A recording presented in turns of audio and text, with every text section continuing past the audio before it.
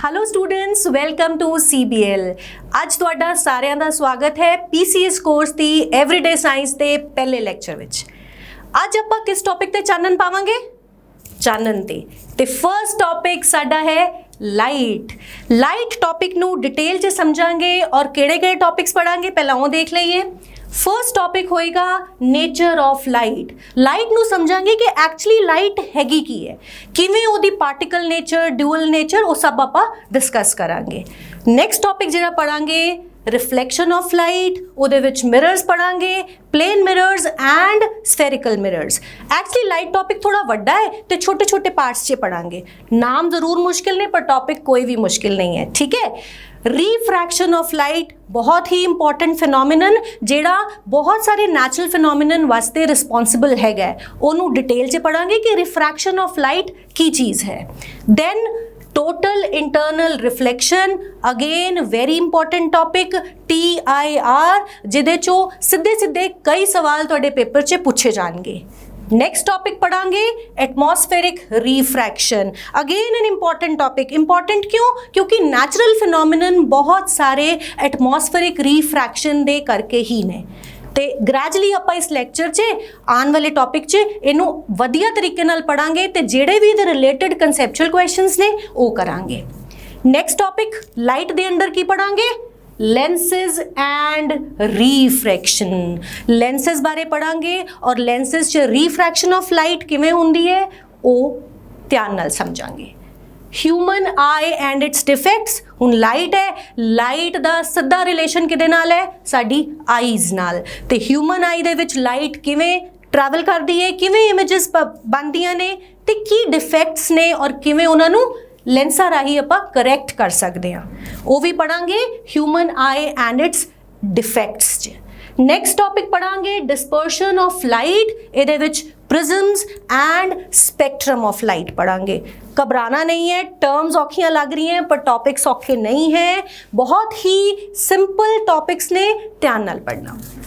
Scattering of light and last topic जिहड़ा आपां discuss करांगे that will be polarisation of light. Polarisation दा की मतलब है वो भी आपां इत्थे पढ़ांगे। तो सब तो पहला शुरू करते हैं what is light. Light after all की है ना? लाइट वैसे तो कहा जाए सिंपल, बिल्कुल जब 6वीं 7वीं च आपां पढ़िया सी, light is a form of energy, but इन्ना सिंपल नहीं है। Light consist of electromagnetic radiations. हुण इलैक्ट्रोमैग्नेटिक वर्ड की है? Electromagnetic consist of two words, electric and magnetic, यानी कि दो तरह के फील्ड्स एग्जिस्ट करते हैं, इलैक्ट्रिक फील्ड और मैग्नेटिक फील्ड। ये सब कुछ साडी लाइट दे विच प्रेजेंट है। Light consists of a dual nature. एक साइंटिस्ट सीगे English physicist Thomas young, early 19th century यानी कि अप्रॉक्सीमेटली ईयर 1801 दे विच उन्होंने कहा कि लाइट हैज़ वेव नेचर। और इदा ही नहीं कहता, he did double split experiment to prove that light consist of waves. Early 19th century तक आप यही मानते रहे कि लाइट जो है वेव्स दी बनी हुई है, वेव्स ट्रैवल एंड जिहड़ी वेव्स ट्रैवल कर रही हैं this is light. But Albert Einstein ने एस्टैब्लिश किया कि लाइट दी सिर्फ वेव नेचर नहीं है, it has particle nature as well. ठीक है, तो लाइट दी दो नेचर है, it consist of electromagnetic radiations यानी कि वेव्स दी भी नेचर है ओदी, और ओदे विच छोटे छोटे पार्टिकल्स एग्जिस्ट करते हैं जिन्हां नूं ना दिता गया फोटोन्स। और इस तो बन के आई दो एक्सपेरिमेंट, दो डिफरेंट साइंटिस्ट ने मिल के नवी थ्योरी दी जिन्हों आपां कहने आ modern quantum theory of light, which says कि light has dual nature, wave nature भी है, पार्टिकल नेचर भी है। हुण आपां क्यों पढ़ रहे हैं कि ड्यूअल नेचर है? क्योंकि इस ड्यूअल नेचर दे करके ही डिफरेंट फिनोमिनन्स ऑफ लाइट है। किहड़े? रिफ्लैक्शन एंड रिफ्रैक्शन, जिहड़े आपां इस लैक्चर 'च पढ़ांगे। ते नैक्सट टॉपिक जिहड़ा आपां पढ़न वाले हाँ that is reflection of light. ਸਾਰਿਆਂ ਨੇ ਛੋਟੇ ਹੁੰਦੇ ਨਾ 6ਵੀਂ 7ਵੀਂ ਦੀ ਕਿਤਾਬ 'ਚ ਐਕਸਪੈਰੀਮੈਂਟ ਕੀਤਾ ਹੋਣਾ ਕਿ ਕਾਰਡਬੋਰਡ ਲਾਈਨ 'ਚ ਲਾਓ ਤੇ ਉਹਦੇ ਥਰੂ ਤੁਸੀਂ ਮੋਮਬੱਤੀ ਨੂੰ ਦੇਖੋਗੇ, ਤੁਹਾਨੂੰ ਸਟ੍ਰੇਟ ਲਾਈਨ 'ਚ ਦਿਖੇਗੀ। ਜੇ ਤੁਸੀਂ ਇੱਕ ਵੀ ਕਾਰਡਬੋਰਡ ਹਿਲਾ ਦੋਗੇ ਤੇ you will not be able to see the candle, ਹੈ ਨਾ, ਨਹੀਂ ਦੇਖ ਪਾਓਗੇ। ਤੇ ਉੱਥੋਂ ਕੀ ਪੜਿਆ ਸੀ, light travels in straight line. But ਇਦਾਂ ਤਾਂ ਨਹੀਂ ਹੈ, ਲਾਈਟ कैन बेंड ऑल्सो, है ना। और वो कित्थों पता चलिया, डुअल नेचर तो पता चलिया। ते इत्थों आंदा है साडा first phenomenon reflection of light. हुण व्हाट इज रिफ्लैक्शन, की है reflection, the phenomenon of change in direction of light by a mirror. हुण लाइट आपे तो मुड़ेगी नहीं, है ना, कोई ओपेक ऑब्जेक्ट होएगा तो उहदे तो लाइट नहीं मुड़ेगी, शैडो बना देगी। पर जे आप लाइट की डायरेक्शन बदलनी है, की यूज करना पएगा, एक शाइनी मटीरियल जिवें कि मिरर। ठीक है, इत्थे तुसी देख सकते हो कि शाइनी मिरर ते लाइट पई ते it has change the direction of light. यह जिहड़ा चेंज है लाइट की direction they which, this phenomenon is called as reflection of light। तो याद रखना, what is reflection, change in the direction of light is reflection of light। थोड़ा जिहा इहनूं detail च समझांगे किवें। let me take a plain mirror, है ना, जिहड़ा अपने मिरर हुंदे, plain mirror लैने आ, ओहदे उत्ते तुसी इमेज देख सकते हो, है ना, इमेज देख सकते हो। क्यों, क्योंकि रे ऑफ लाइट इंसीडेंट है। पहली तो गल सानू पता है, we are able to see everything around us. क्यों देख पा रहे हैं, बिकॉज ऑफ लाइट। हर चीज़ ते लाइट पै रही है और रिफ्लैक्ट कर रही है लाइट, ताही असी सब ऑब्जेक्ट्स नू देख पा रहे हैं। ए ऑब्जेक्ट पे है मिरर दे अगे, AN इज द इंसीडेंट रे। हुण इंसीडेंट रे केड़ी है, यानी कि जेड़ी ऑब्जेक्ट तो लाइट रे आ रही है, that is called incident ray. Mirror दे उत्ते पई, from that mirror it is reflected back. Reflected दा मतलब उन्हें अपनी डायरेक्शन चेंज कर ली। ठीक, की बन गई, BN रिफ्लैक्टेड रे। इस मिरर दे उत्ते अगर मैं 90 डिग्री की सीधी लाइन को 90 डिग्री के एंगल ते एक सीधी लाइन बना दा, उन्होंने कहांगे नॉर्मल। ये टर्म्स याद रखनी है क्योंकि लेक्चर से दोबारा यूज होएगा, नॉर्मल, इंसीडेंट रे, रिफ्लैक्टेड रे। तो ध्यान रखना, बड़ा ही सौखा है। नॉर्मल किहड़ी लाइन है, जिहड़ी आपां 90 डिग्री ते ड्रॉ कीती है मिरर दे उत्ते। इंसीडेंट रे जिहड़ी ऑब्जेक्ट तो आ रही है लाइट रे। रिफ्लैक्टेड रे जिहड़ी उत्थे पै के मिरर दे उत्ते टच करके डायरेक्शन बदल के आई दे विच जा रही है, दैट इज कॉल्ड एज रिफ्लैक्टेड रे। ते रिफ्लैक्शन बहुत ही सिंपल प्रोसेस, जिथे लाइट ने अपना पाथ चेंज किया और डायरेक्शन चेंज नू किया रिफ्लैक्शन ऑफ लाइट। इत्थे बहुत इंपॉर्टेंट है दो नवीं टर्म समझनिया, angle of incidence, angle of reflection. हुण है कि है angle of incidence. Angle of incidence ये तो पता चल रहा है कि किसी एंगल की गल कर रहे हैं। एंगल ऑफ इंसीडेंस है वो एंगल जिहड़ा इंसीडेंट रे नॉर्मल दे नाल बना रही है। नॉर्मल इत्थे दिख रहा है तुहानूं, स्ट्रेट लाइन। ठीक, इंसीडेंट रे मिरर ते पै रही है, उन्हां दोनां दे विच जिहड़ा एंगल है that is angle of incidence. ठीक, एंगल ऑफ रिफ्लैक्शन बिल्कुल सिंपल, नॉर्मल दे नाल रिफ्लैक्टेड रे जिहड़ा एंगल बना रही है that is angle of reflection. Basic terms ने रिफ्लैक्शन ऑफ लाइट ना रिलेटेड, एक बार फिर मैं समझा देनी है, ध्यान नाल सुनो। एंगल ऑफ इंसीडेंस है नॉर्मल दे नाल इंसीडेंट रे जिहड़ा एंगल बना रही है उन्होंने कहांगे angle of incidence. Angle of reflection किहड़ा है, जिहड़ा रिफ्लैक्टेड रे नॉर्मल दे नाल बना रही है। और ये मैं क्यों पढ़ाए, की लोड़ है इन्हां दी लोड़ इस वास्ते है क्योंकि आपां समझने हैं लॉज ऑफ रिफ्लैक्शन। ठीक है, तो लॉज ऑफ रिफ्लैक्शन समझन नहीं बहुत जरूरी है ना टर्म्स नू समझना। लॉज ऑफ रिफ्लैक्शन, पहला लॉ की कहता है, इत्थे मैं लिखिया angle I is equal to angle R. Angle I किहड़ा सी, एंगल ऑफ इंसीडेंस, और angle R angle of reflection. तो angle of incidence is always equal to angle of reflection. यह है first law of reflection.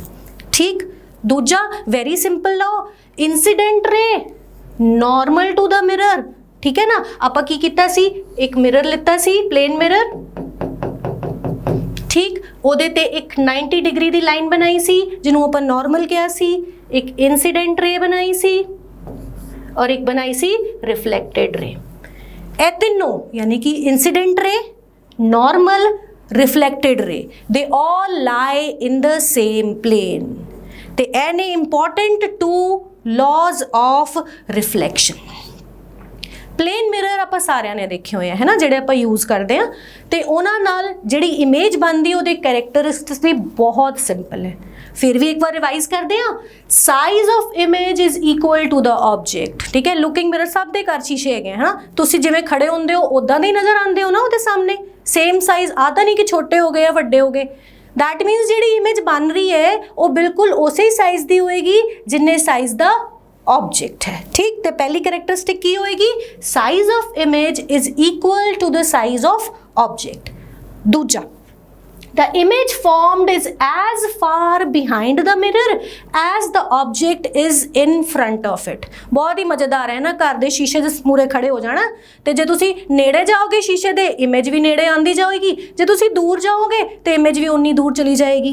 That means image दा distance ते object दा distance same होएगा, ठीक है ना। Image is formed far behind the mirror same as that the object is in front of the mirror, ठीक। आ तो बहुत सिंपल जी गल है। थर्ड इंपॉर्टेंट चीज़ जिहड़ी आपां डेली रूटीन च देखते हैं पर उन्होंने ध्यान नाल नहीं देखा कि कितने यूज़ हो रही है। The image is laterally inverted. Lateral inversion बहुत आसान है।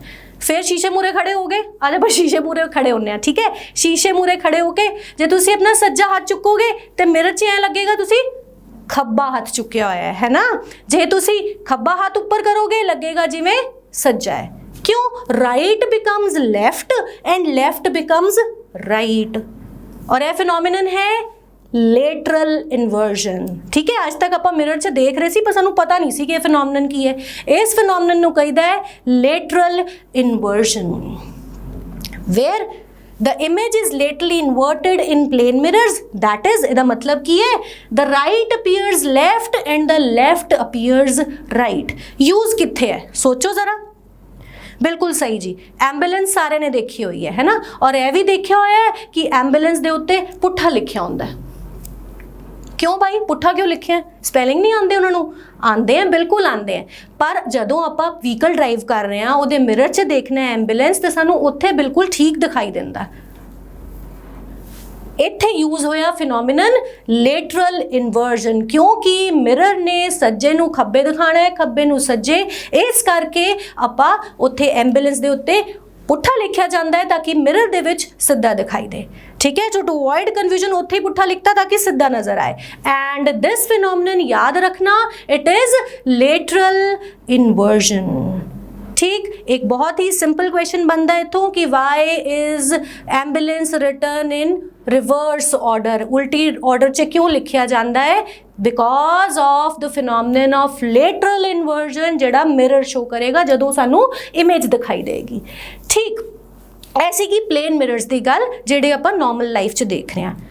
हुण आपां गल करांगे स्फेरिकल मिरर्स की। स्फेरिकल मिरर्स मतलब गोल मिरर्स। ये दो तरह के मिरर्स ने, concave mirror and convex mirror. हुण यह की है भी कॉनकेव और कन्वैक्स, बिल्कुल नहीं घबराना, सब दे घर च चम्मच ते कड़छी है ना, एक कड़छी फड़ लेनी है इदां, ठीक। तो तुसी देख रहे हो कि कड़छी दे इस पासे भी तुहाडी फोटो बनी आ रही है, इमेज आ रही है, और जे मैं पुट्ठा करदा तां भी मेरी शक्ल नज़र आ रही है मैनू, बिल्कुल ठीक।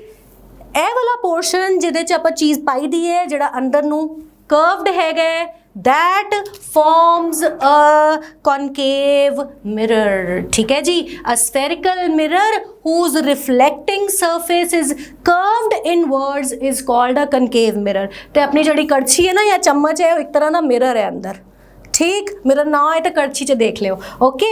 ये बन गया कनकेव मिरर। हुण जे मैं पुट्ठी साइड देख ला, पुट्ठी साइड भी इमेज बन रही है, and this side in which the reflecting surface is bulged outwards, बाहर दी तरफ है, this is convex mirror। No confusion ना, ਕੜਛੀ ਦਾ ਅੰਦਰਲਾ ਹਿੱਸਾ ਕਨਕੇਵ, ਦਿਸ ਇਜ਼ ਕਨਵੈਕਸ। ਇਦਾਂ ਹੀ ਮਿਰਰ ਹੈ, ਤੁਸੀਂ ਹੁਣ ਕੜਛੀ ਨੂੰ ਨਹੀਂ, ਹੁਣ ਮਿਰਰ ਨੂੰ ਇਮੇजिन ਕਰਨਾ ਹੈ, ਠੀਕ। ਤੇ ਸਭ ਤੋਂ ਪਹਿਲਾਂ ਆ ਗਏ ਆਪਾਂ ਕਨਕੇਵ ਮਿਰਰ ਤੇ ਔਰ ਕਨਵੈਕਸ ਮਿਰਰ। ਇਹਦਾ ਡਿਫਰੈਂਸ ਮੈਂ ਤੁਹਾਨੂੰ ਬੇਸਿਕ ਦੱਸਤਾ, ਬਹੁਤ ਹੀ ਆਸਾਨ ਹੈ ਤੇ ਕੋਈ ਕਨਫਿਊਜ਼ਨ ਨਹੀਂ ਹੋਣੀ ਚਾਹੀਦੀ। ਜਦੋਂ ਭੁੱਲ ਜਾਓ ਕੜਛੀ ਯਾਦ ਕਰ ਲੈਣੀ ਹੈ।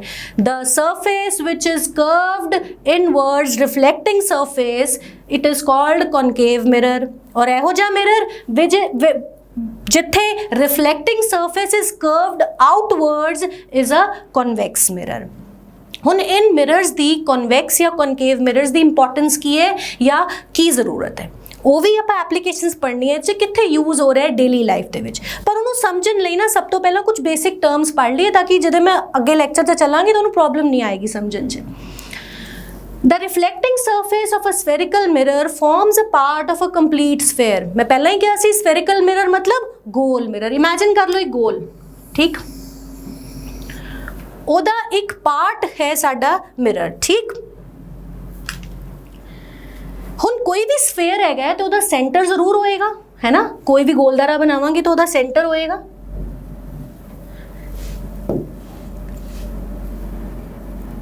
इत्थे मैं बनाता सेंटर, ओके। इस सेंटर नू की कवांगे, this point is called as centre of curvature. Curvature दा मतलब कर्व्ड एरिया जेड़ा है। अपने दो मिरर्स ने, कंफ्यूजन बिल्कुल नहीं रखनी, दो mirrors concave mirror and convex mirror. हुण स्फेरिकल मिरर्स ने ते इन्हां दा कोई ना कोई स्फेयर है और उस स्फेयर दा जो सेंटर है ना उन्होंने कवांगे सी, that is centre of curvature. हुण सोच के दसो जे अपना कॉनकेव मिरर है ओदा सेंटर जिहड़ा है वो कित्थे लाए करेगा। कोई औखा सवाल नहीं है। कॉनकेव मिरर च की क्या सी मैं कि अंदर वाला जेड़ा साइड अंदर नू बेंट हैगी रिफ्लैक्टिंग सरफेस वो है ना। रिफ्लैक्टिंग सरफेस वो है तो सेंटर ओदे सामने ही आएगा, ठीक है, ओदे फ्रंट च आएगा। फॉर अ कॉनकेव मिरर सी यानी कि centre of curvature lies in front of it. For convex mirror, हुण कन्वैक्स मिरर की सी याद रखो, कड़छी दी पिछली साइड यानी कि बाहरला सरफेस रिफ्लैक्टिंग है पर सेंटर तो अंदरले पासे हुंदा ना। ते इत्थे सेंटर ऑफ कर्वेचर कित्थे लाए कर रहा है, it is not in front of the mirror, behind it, है ना, पिछे आ गया। ते कुछ टर्म्स छोटियां छोटियां होर दस रही इस करके कि जदों आपां इन्हां दी इमेजेस बारे डिस्कस करांगे सौखा हो जाएगा। ध्यान रखो सेंटर ऑफ कर्वेचर मैं तुहानूं दसता, मिरर दा सेंटर है ना, जिहड़ा पूरा स्फेयर सीगा ओदा सेंटर। नैक्सट है पोल ऑफ मिरर। आपां पूरा सर्कुलर मिरर तां नहीं रह रहे, आपां तां ओदा एक छोटा जिहा पार्ट ले रहे हैं। उस छोटे जे रिफ्लैक्टिंग पार्ट दा जिहड़ा सेंटर है that is called pole of the mirror which is represented by P, ठीक। जिवें इत्थे आ P डिनोट किया गया है, इत्थे भी मैं सेंटर लिता है that is P the pole of the mirror. और C कित्थे आएगा, C इधर, क्योंकि वो पूरे सर्कल दा सेंटर है, ठीक। No confusion. अगे बढ़ते हैं। Principal focus. हुण सानू पता है कि light is falling from all the directions किसी भी मिरर ते जिथे सारी लाइट रेज मिलणगियां उन्होंने कवांगे प्रिंसिपल फोकस। किवें फिगर च समझ लैंदे आ, मिरर दे विच लाइट रेज जिथे मीट करनगियां उन्होंने कवांगे फोकस। जिवें इस फिगर च तुसीं देख रहे हो parallel beam of light rays हैगियां, ठीक है ना, किसी भी इनफिनिटी सोर्स तो आ रही ने। Parallel beam of light rays दे कन्वर्ज हेयर यानी कि मिल रही ने एट F। और साडा दूजा मिरर ओदे च की है, डाइवर्जिंग मिरर है। थोड़ी देर बाद गल करांगी कन्वर्जिंग डाइवर्जिंग बारे, पर फिलहाल तुसीं ये ध्यान देना है कि इत्थे भी जिथे लाइट रेज मीट करनगियां या मिलणगियां आपस च एक पॉइंट ते जिथे कोइंसाइड करनगियां उन्होंने कवांगे प्रिंसिपल फोकस, ठीक। और फोकल लेंथ की होएगी किसी भी मिरर दी, that is the distance between pole and principal focus यानी कि P पॉइंट। याद आया P पॉइंट केड़ा सी, मिरर दा सेंटर।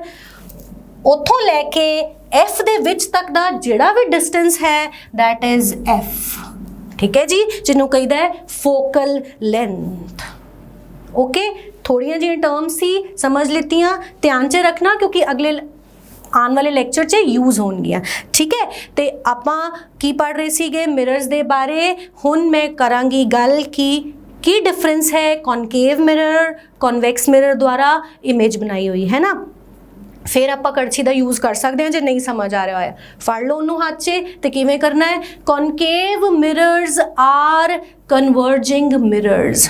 कन्वर्ज करना, मिलाना, मतलब एक पॉइंट ते सारी रेज नू कट्ठा करेगा। और केड़े पॉइंट ते कट्ठा करेगा, हुण मैं सिंपल ना लवांगी, दैट इज प्रिंसिपल फोकस। तुहानू पता है प्रिंसिपल फोकस मैं दस्या सी, वो पॉइंट जिथे सारी लाइट रेज कन्वर्ज होणगियां, मिलणगियां। ठीक, जेड़ा साडा कॉनकेव मिरर है, it always forms real and inverted image. कड़छी उठाओ, देख लिया तुसी, उहदे च पुट्ठा दिख रहा है ना, रियल इमेज बन रही है, इनवर्टेड इमेज बन रही है। Okay, concave mirror forms real and inverted image. Size of image can be diminished, छोटी भी हो सकती है, वड्डी भी हो सकती है, and it can be of the same size. हुण ध्यान दिओ, आप प्लेन मिरर च की पढ़िया सी, जिन्ना ऑब्जेक्ट दा साइज उन्ना ही इमेज दा साइज। पर जे मैं कड़छी च देखा, इमेज बनी छोटी, ठीक है ना, इनवर्टेड बनी, रियल बनी। यह है कॉनकेव मिरर जिहड़ी इमेजेस बनाणगियां उन्हां दी करैक्टरिस्टिक्स। नाल ही नाल आपां एह भी देख लीए कि कॉनकेव मिरर्स दी एप्लीकेशन की है। मैं इमेजेस बारे क्यों दस्सिया तुहानूं, क्योंकि जिहड़े आपां करैक्टर्स पढ़े ना, उहदे नाल ही रिलेटेड एप्लीकेशनस ने। हुण तुसीं सोच के देखो, मैं क्या कि कन्वर्जिंग मिरर हैगा, है ना, उन्हें सारी लाइट रेज नूं कन्वर्ज करना है। जरा सोच के देखो कित्थे यूज़ होएगा, उत्थे यूज़ होएगा जिथे आपां नूं लोड़ है बहुती लाइट रेज नूं कन्वर्ज करन दी। और कित्थे यूज़ होएगा, बेस्ट एग्जाम्पल है साडे सोलर फर्नस, यानी कि सोलर कुकर या कोई इहो जी चीज़ जिथे पर लाइट रेज नूं कन्वर्ज किया एक थां ते to get more of heat and light, है ना। बिल्कुल सौखा है, जे कन्वर्ज होणगियां तां ही मैक्सिमम हीट लवांगे आपां।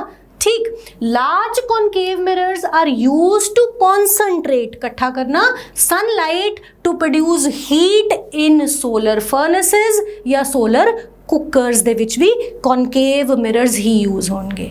लॉजिक सिंपल समझ आया, क्योंकि उन्होंने लाइट रेज नूं कन्वर्ज किया, क्योंकि वो कन्वर्जिंग मिरर्स ने। ठीक है, these are commonly used in torches, search light and vehicle headlights. उत्थे भी आपां नूं ज़्यादा लाइट की लोड़ है ना, so we converge number of light rays. और कौन करेगा, कॉनकेव मिरर करनगे। सो टॉर्चेस दे विच, सर्च लाइट दे विच, यानी कि व्हीकल्स दी हेडलाइट दे विच भी कॉनकेव मिरर्स यूज़ होंगे। ये एप्लीकेशंस बहुत इंपॉर्टेंट ने। बड़ी बारी सीधा सीधा सवाल पूछा जाता है कि which type of mirror is used in torches, या सर्च लाइट दे विच केड़ा मिरर यूज़ होंदा है, ठीक है ना, डेंटिस्ट केड़ा मिरर यूज़ करते हैं। आंसर साडा की होएगा, कॉनकेव मिरर। और ये पीछे की साइंस तुहानूं पता चल गई, क्योंकि concave mirrors are converging mirrors.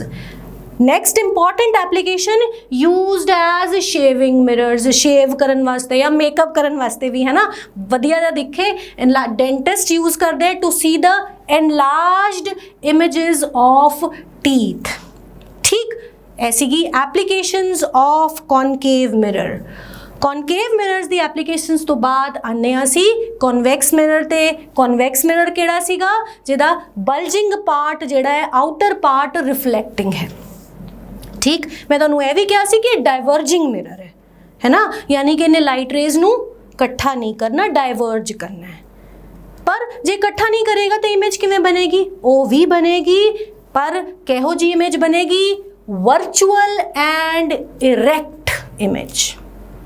हुण वर्चुअल की है, वर्चुअल मतलब एक्चुअली इमेज नहीं बन रही, रियल इमेज नहीं है, बट वो वर्चुअल इमेज है जिहड़ी सानू दिखाई दे रही है, और वो इरेक्ट इमेज बनेगी। Size of the image will be diminished. हुण इन्हां करैक्टर्स दे उत्ते बेस्ड इहदी एप्लीकेशन की है, बहुत ही सौखी। सब स्कूटर कार सब चलाते हो, है ना, तो तुहाडे जिहड़े कार दे स्कूटर दे रियर व्यू मिरर्स ने, they are convex mirrors. Rear view mirrors convex mirrors क्यों बनाए? क्योंकि वो डाइवर्जिंग ने, तो तुहानूं पिछले आंदे सारे व्हीकल्स तुहाडे रियर व्यू मिरर 'च दिखाई देणगे to give a better and wider view to the driver. भी किहड़ी गड्डी आ रही है, कितनी दूर है, तो वो सानूं कित्थों पता चलेगा? With the help of rear view mirrors जिहड़े कि साडे व्हीकल्स 'च यूज होंदे, और वो मिरर किहड़ा है? Convex mirror. Application very important. The convex mirrors are commonly used as rear view mirrors in vehicles. Fitted on the sides of the vehicles, they give a wider view to the driver. ठीक, तो basic difference सानू समझ आ गया concave mirror दा, convex mirror दा, उन्हां दी images दा। ठीक, ऐ सीगा रिफ्लैक्शन। हुण जिहड़ा नैक्सट टॉपिक मैं पढ़ाने वाली हाँ that is refraction of light. Reflection और रिफ्रैक्शन दोनों ही बहुत डिफरेंट टॉपिक्स हैं। तो शुरू करन तो पहला ध्यान नाल देखना इत्थे। मैं अपने हाथ 'च ना एक पानी का गिलास फड़िया, तुसीं अपने आप भी कर सकते हो। पानी के गिलास दे विच अपना जिहड़ा तुहाडे हाथ 'च पैन या कोई पेंसिल हैगी उन्होंने सुट दो, तो तुहानूं थोड़ी देर च की नज़र आएगा कि इदां लग रहा है कि पेंसिल टुटी हुई है। ठीक, या तो इदां लग रहा है भी पेंसिल बेंड हो गई है, टुटी हुई है, और थोड़ी एनलार्जड भी दिख रही है। तो एनलार्जमेंट वाला पार्ट जिहड़ा ना वड्डी भी लग रही है, वो बाद च डिस्कस करांगे। पहले तुसीं ये ध्यान नाल देखो, पानी के गिलास 'च अपनी पेंसिल पाओ या पेन पाओ, यू विल फाइंड कि पेंसिल जिहड़ी है बेंड जी लग रही है, लग रहा है विचों टुट गई है, और कित्थे लग रही है? जिथे सरफेस है पानी का। ठीक, इमेज ਇਹਦਾ एक डायग्राम भी देख लैंदे आ ध्यान नाल। पानी के गिलास दे विच पेंसिल पाई, यू विल फाइंड कि इत्थे जिथे सरफेस है, सरफेस के नेड़े इदां लग रहा है पेंसिल बेंड हो गई है या टुटी हुई है, इट हैज़ ब्रोकन, इदां फीलिंग आ रही है, बट एक्चुअली पेंसिल टुटी नहीं है। हुण ये बेंडिंग क्यों हुई? पेंसिल तो नहीं बेंड होगी, मैं वही पेंसिल बाहर कट के दिखानी है, बिल्कुल सीधी है ना, ये पा दूंगी पानी दे विच ते वो लगेगा टेढ़ी है। ठीक है, कट लिया बाहर, पेंसिल तो सीधी है। तो बेंड क्यों हुई pencil? The reason is not the pencil but the refraction of light.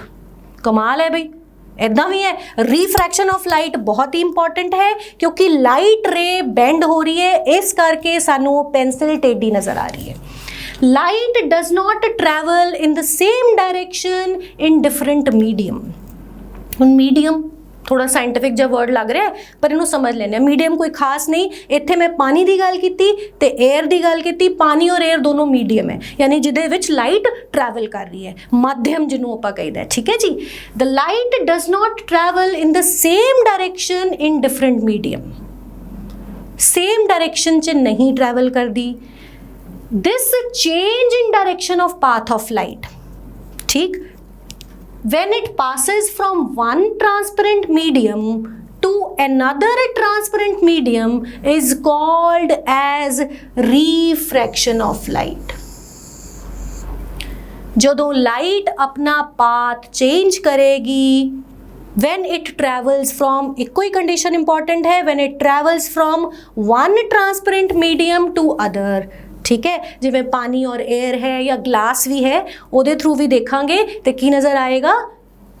Bending नज़र आएगी, which is because of refraction of light. Reason very very important, reason की है। Refraction is due to change in the speed of light as it enters from one transparent medium to another। इत्थे मैं एक होर image लाई है, पानी दे विच ना नींबू पाया, दैट ऑल्सो अपीयर्स कि वो बेंडेड है, एनलार्जड है। ठीक है ना, जिवें इथों कट दिता गया है। Okay, this is also because of refraction of light, क्योंकि लाइट दी स्पीड डिफरेंट मीडियम्स दे विच डिफरेंट है। लाइट की स्पीड फर्क पैगी, इस करके उहदी ट्रैवलिंग जिहड़ी है डिफरेंट मीडियम्स च डिफरेंट है, और इसे करके है साडा फिनोमिनन रिफ्रैक्शन ऑफ लाइट। ठीक, हुण थोड़ा जिहा होर इनू डिटेल च समझ लैंदे आ किवें। When a ray of light travels from a rarer medium to a denser medium. Rarer और denser बहुत सौखा है, states of matter च भी ਆਪਾਂ डिस्कस करांगे। rare मतलब ਜਿਹਦੇ ਚ molecules दूर दूर ने, dense मतलब जिस च थोड़े ਜਿਹੇ molecules नेड़े ने, ठीक है। तो rare denser medium पता चल गया। rarer medium चों ਜਦੋਂ denser medium च travel करेगी ray of light, it will bend towards the normal. normal में पढ़ाया सी ਤੁਹਾਨੂੰ, याद आ गया। सिद्धी लाइन 90 डिग्री का एंगल जिहड़ा बनाएगी दैट इज नॉर्मल। फिर समझो ध्यान नाल, रिफ्रैक्शन ऑफ लाइट क्यों होंदी है? क्योंकि स्पीड ऑफ लाइट अलग अलग हैगी है डिफरेंट मीडियम्स, ठीक है। वख-वख मीडियम, वख-वख स्पीड ऑफ लाइट। जदों लाइट किसे रेयर मीडियम, इत्थे एयर की गल करना, एयर रेयर मीडियम है, मॉलिक्यूल्स काफ़ी दूर दूर ने, ਉਹਦੇ ਚੋਂ ग्लास च आ रही है या पानी च भी, जिवें मैं पेंसिल वाला एग्जाम्पल दिखाया सी, पानी च आ रही है, it is a denser medium. Air के कंपैरिजन च डेंस मीडियम है। जदों इंसिडेंट रे ट्रैवल करेगी from rare medium to denser medium, it will bend towards the normal. इनू जाना चाहिए सीगा सीधा, है ना, अगर रिफ्रैक्शन होंदी इनू सीधा जाना चाहिए सी, बट ए नॉर्मल दे पासे थोड़ी जी बेंड होगी, and this bending is called as refraction of light. इसे कारण मैनू पेंसिल जिहड़ी है वो टेढ़ी या टुटी हुई नज़र आती है, लगता जिथे ब्रेक आ गया है ना, क्योंकि इंसिडेंट रे जदों रिफ्लैक्टेड रे बनी, यानी कि उन्हें ट्रैवल किया फ्रॉम एयर टू वाटर या डेंस मीडियम ग्लास ले लो, it bends towards the normal. सीधा सीधा क्वेश्चन इत्थों की बनता है, what happens to the incident ray when it travels from a rarer medium to the denser medium? options दित्तियां होंगियां, ਉਹਦੇ चो आंसर की बनेगा, it bends towards the normal, ठीक है। कदी कदी सीधा क्वेश्चन भी पूछ लईदा है। नेक्स्ट ऑपोजिट हुन की करिए, when a ray of light travels from a denser medium. Dense medium तो रेयर च आ गए, यानी कि हुन पानी चों जे बाहर आ रही है, ठीक है, ताई तो आइस दे विच पहुंच रही है ना लाइट, ताई सानू इमेज दिख रही है, ताई सानू कोई भी ऑब्जेक्ट दिख रहा है। It bends away from the normal. कोई कन्फ्यूजन नहीं रखना जी, जदों रेयर तो डेंसर च जा रहे हैं टूवर्ड्स द नॉर्मल, ठीक है ना। जदों डेंसर तो रेयर मीडियम दे विच लाइट रे ट्रैवल कर रही है, it bends away from the normal. और इसे फिनोमिनन ते बेस्ड बहुत सारे छोटे छोटे कंसैप्चुअल क्वेश्चन ने जिहड़े आपां आने वाले लेक्चर च पढ़ांगे, ठीक। फिलहाल तुसीं ये याद करना है कि इंसिडेंट रे किवें बेंड करदी है when it moves from rare to denser and from denser to rare. और यह फिनोमिनन सीगा refraction of light. Refraction of light दे भी कुछ लॉज ने, उन्होंने देख लेने। लॉज ऑफ रिफ्रैक्शन, पहला law very important and very simple, the incident ray, refracted ray and the normal all lie in the same plane, ठीक, सारे इको प्लेन च लाई कर दें। अगला लॉ पढ़न तो पहले जरा ध्यान रखो, मैं तो रिफ्लैक्शन च पढ़ाया सी angle I is equal to angle R, दसिया सी ना, angle of incidence is equal to angle of reflection. याद है कि भूल गए? याद रखना है भाई, भूलना नहीं, ठीक है। Angle I is equal to angle R, पर इत्थे angle I can not be equal to angle R. क्यों भाई? क्योंकि लाइट रे सीधी नहीं गई, ਉਹਦੇ बजाय या तो वो टूवर्ड्स द नॉर्मल बेंड होगी या अवे द नॉर्मल, तो angle I can not be equal to angle R. Simple जी गल है, ठीक। अगर वो इक्वल नहीं है फिर की लॉ बनता है, याद रखना, the second law of refraction which is very important, the ratio of sine of angle of incidence I to the sine of refraction, angle of refraction is constant. यानी कि साइन रेशो जो लवां angle I over angle R दी, वो constant बनेगी, और उस constant नूं आपां नाम दिता है रिफ्रैक्टिव इंडेक्स। एक नवी टर्म, कंफ्यूज नहीं होना तो डरना भी नहीं है बिल्कुल भी, रिफ्रैक्टिव इंडेक्स। ਹੁਣ ਰਿਫਰੈਕਟਿਵ ਇੰਡੈਕਸ ਕਿਉਂ ਹੈ? ਮੈਂ ਤੁਹਾਨੂੰ ਦੱਸਿਆ ਸੀ ਕਿ ਲਾਈਟ ਦੀ ਸਪੀਡ ਵੱਖ-ਵੱਖ ਮੀਡੀਅਮ 'ਚ ਵੱਖਰੀ ਸਪੀਡ ਹੈ, ਤਾਂ ਹੀ ਸਾਨੂੰ ਪ੍ਰੋਸੈਸ ਦੇਖਣ ਨੂੰ ਮਿਲ ਰਿਹਾ ਰਿਫਰੈਕਸ਼ਨ ਆਫ ਲਾਈਟ, ਹੈ ਨਾ, ਬੈਂਡਿੰਗ ਤਾਂ ਹੀ ਦੇਖਣ ਨੂੰ ਮਿਲ ਰਹੀ ਹੈ। ਰਿਫਰੈਕਟਿਵ ਇੰਡੈਕਸ ਕਿਸੇ ਵੀ ਮੀਡੀਅਮ ਦੀ ਦੇਖਣੀ ਇੰਪੋਰਟੈਂਟ ਹੈ ਇਨ ਕੰਪੈਰੀਜ਼ਨ ਟੂ ਦ एयर या वैक्यूम। आप मान के चलते हैं कि speed of light is the maximum in vacuum और एयर, जिन्हों आप 1 मान के चलते हैं, ठीक है। एयर दे विच वैक्यूम दे विच एग्जैक्टली 1 है, एयर च 1.00, तो 1 नूं आप मान के चलते हैं। रिफ्रैक्टिव इंडेक्स नूं रिप्रेजेंट किया जाता है विद ईदर एन या इनू म्यू भी कहीदा, ठीक है, और इनू रिप्रेजेंट करते हैं आप ओके। हुण म्यू में किद्दां क्या तुहानू, it is equal to sine of I over sine of R. I यानी कि एंगल ऑफ इंसिडेंस, वो पहले एंगल ऑफ इंसिडेंस की सी नॉर्मल और incident ray they which the angle, तो वो पहले मीडियम च होएगा, है ना। Speed of light in medium 1, मैं आई की जगह की लिखदा, speed of light in medium 1, और मीडियम 1 केड़ा लिता सी आपां पिछले ਇਹਦੇ ਚ एक्सपेरिमेंट च की लिता सी अपन, देखो सब तो पहला लिता सी एयर, ठीक, फिर मैं लिता सी वाटर या ग्लास ले लो, ठीक है। तो मीडियम 1 दे विच इंसीडेंट रे बनी एंड मीडियम 2 दे विचों रिफ्रैक्टेड रे बाहर आई। हुण जदों आपां इनू समझना है ना म्यू नू, उदों असीं ये ध्यान रखना है कि speed of light is different in different mediums. Speed of light in medium 1 जिहड़ी आपां एयर ले ली उन्हों 1 मान लो, ठीक है ना, हाईएस्ट है, ठीक है ना। Speed of light in medium 2 वो लेसर है, कोई भी नंबर छोटे नाल तुसीं डिवाइड करोगे तो वो रिफ्रैक्टिव इंडेक्स की वैल्यू आएगी, ठीक। जिवें आपां सानू पता है कि इनू स्पीड ऑफ लाइट मैक्सिमम है, वड्डी वैल्यू है ऊपर, ठीक, वड्डी वैल्यू नू किसी भी छोटी वैल्यू नाल डिवाइड करोगे तो की होएगा, वड्डा आंसर आएगा, and that gives you the value of mu, that is refractive index. इत्थे आपां रिफ्रैक्टिव इंडेक्स की वैल्यू दे रखी है, ठीक। और जिन्ना रिफ्रैक्टिव इंडेक्स ज़्यादा होएगा उन्ना ही सरफेस शाइनी होएगा।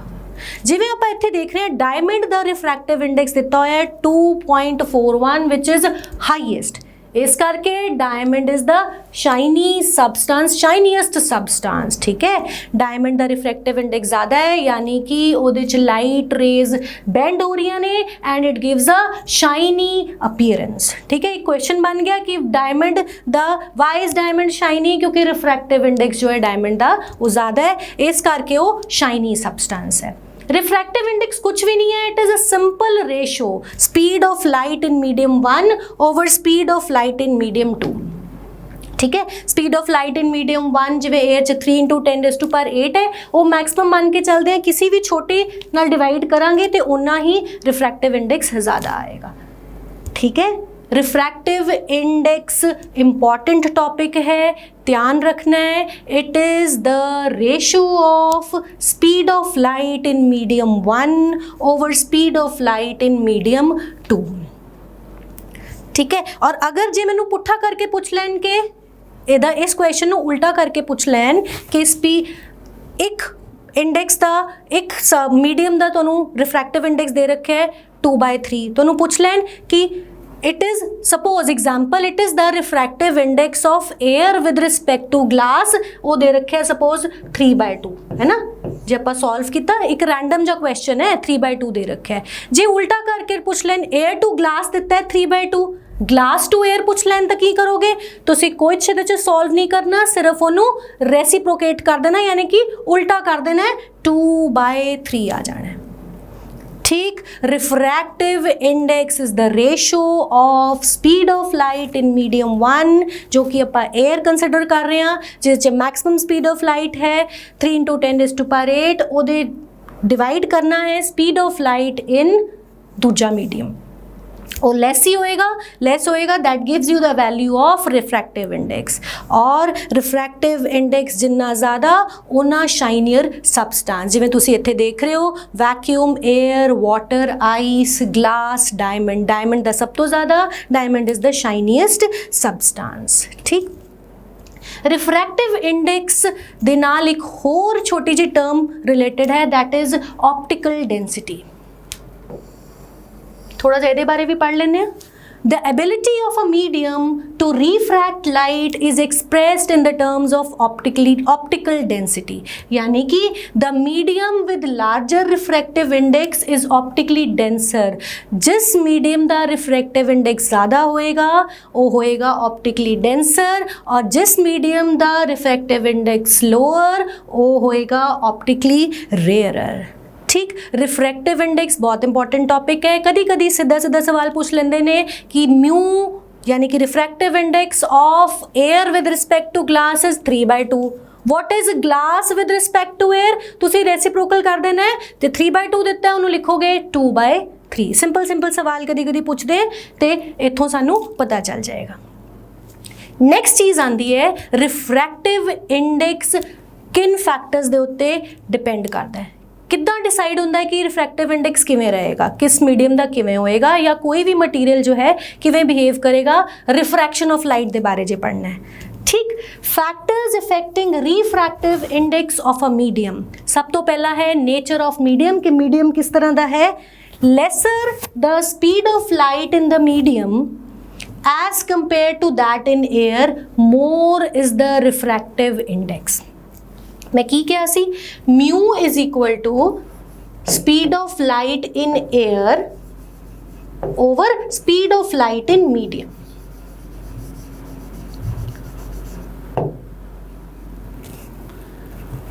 एयर दे विच मैक्सिमम है, जिन्नी इस मीडियम दे विच जो भी मैं दूजा मीडियम लिता है, चाहे मैं ग्लास लिता है चाहे मैं वाटर लिता है, जिन्नी उहदी स्पीड उत्थे घट होंदी जाएगी, जिन्नी ये स्पीड थल्ले वाला डिनोमिनेटर घट होएगा उन्ना ही म्यू जो है वधदा जाएगा, refractive index would be more.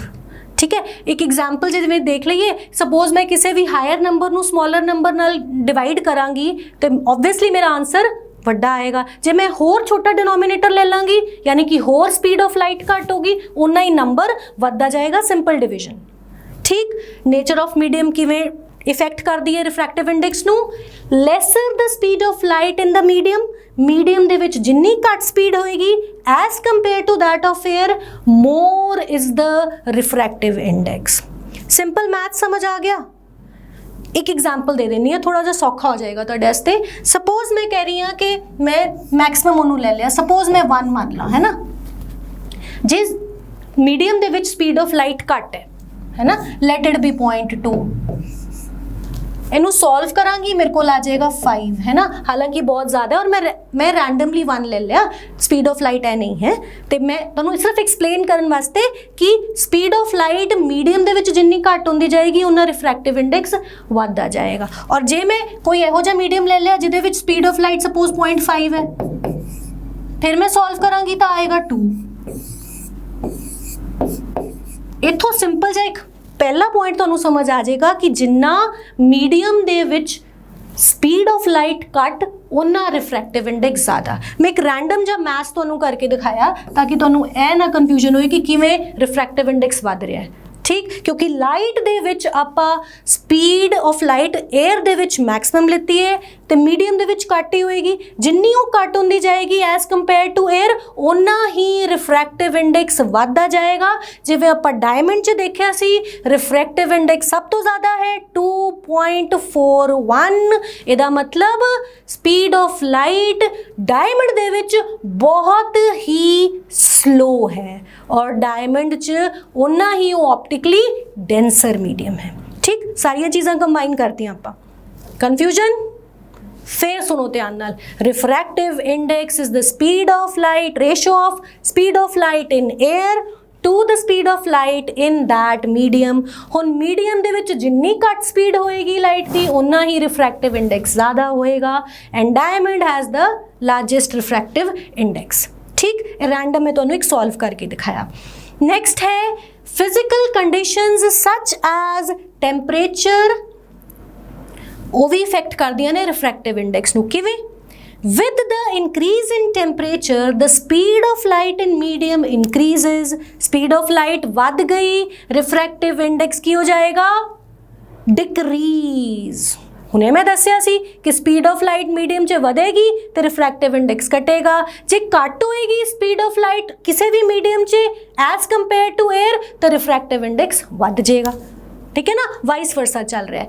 ਤੇ ਟੈਂਪਰੇਚਰ ਨਾਲ ਸਪੀਡ ਵੱਧਦੀ ਹੈ ਲਾਈਟ ਦੀ, ਇਸ ਕਰਕੇ ਰਿਫਰੈਕਟਿਵ ਇੰਡੈਕਸ ਡਿਕਰੀਜ਼ ਕਰਦਾ ਹੈ।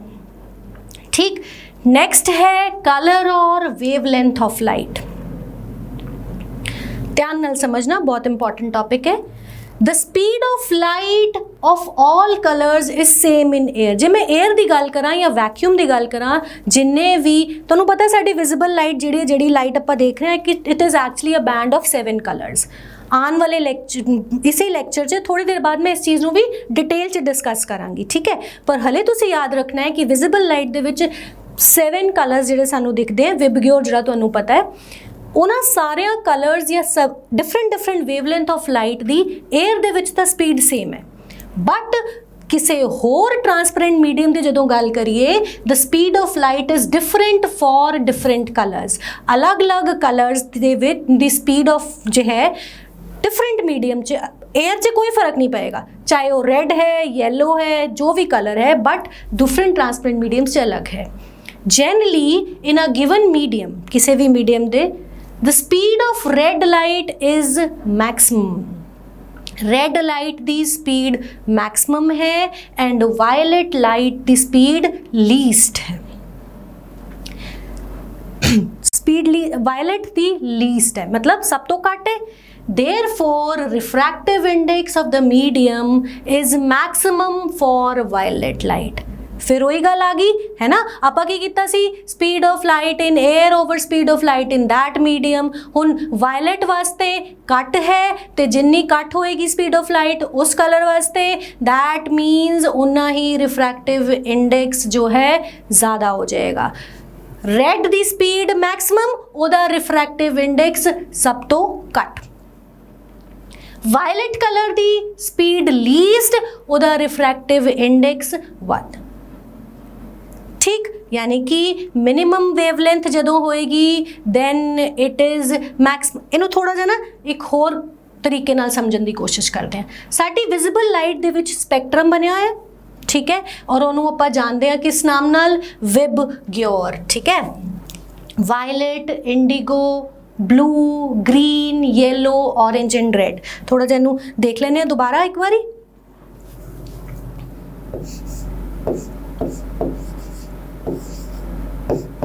ਇਹ वाला टॉपिक ਆਪਾਂ प्रिज्म 'ਚ भी पढ़ना है, बट ਇੱਥੇ समझने ਲਈ ਤੁਸੀਂ याद रखना है कि ਜਿਹੜੀ वायलेट लाइट है ਉਹਦੀ स्पीड जो है लीस्ट है। ठीक, और रेड लाइट की जिहड़ी स्पीड है वो है मैक्सिमम। ठीक,